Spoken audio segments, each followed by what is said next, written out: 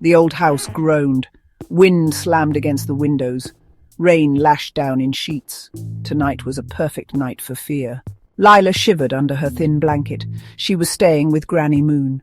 Granny Moon's house was always cold, but tonight the cold felt deeper. It felt like it was inside her. Granny Moon was a strange woman. She rarely spoke.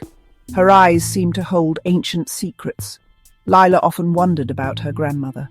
What did she do all day? Why was her house so dark? Lila crept downstairs. The grandfather clock ticked loudly. She found Granny Moon by the fireplace. The fire cast dancing shadows. Granny, can you tell me a story? A scary one. Granny Moon turned slowly. Her face was hidden in the shadows. Granny Moon, a story. Yes, I know a story. A very old story. Granny Moon's voice dropped lower. The fire crackled. Sparks flew up the chimney. Granny Moon. This story is about the whispers. Lila leaned closer. She forgot about the storm outside. Granny Moon. Long ago, in a village not unlike ours. Granny paused. Her eyes flickered. Granny Moon. There lived creatures. They were not seen, only heard. She stared into the fire. Granny Moon. They were called the Whisper Witches. Whisper witches? The name itself sounded scary. Granny Moon. These witches. They did not want gold or power. Lila held her breath. Granny Moon. They wanted secrets. Secrets? Lila thought. Everyone has secrets. Granny Moon. Little secrets, big secrets, any secret. Granny's eyes seemed to pierce through Lila. Granny Moon, if you had a secret and you were foolish enough to tell it.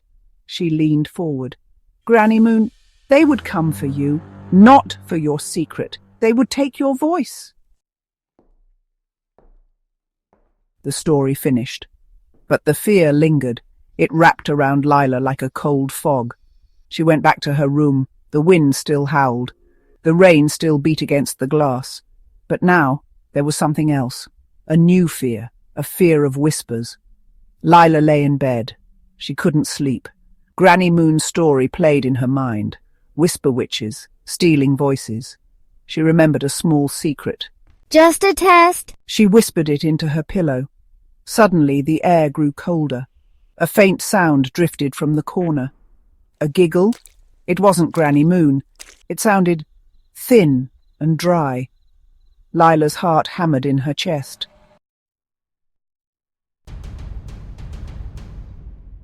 Lila screamed. A small, choked sound. She scrambled out of bed. She had to find Granny Moon. Now, she ran down the dark hallway. The whispers followed her. Nice secret. So juicy. Closer, closer. She burst into Granny Moon's room. Granny stood by the window, staring out at the raging storm.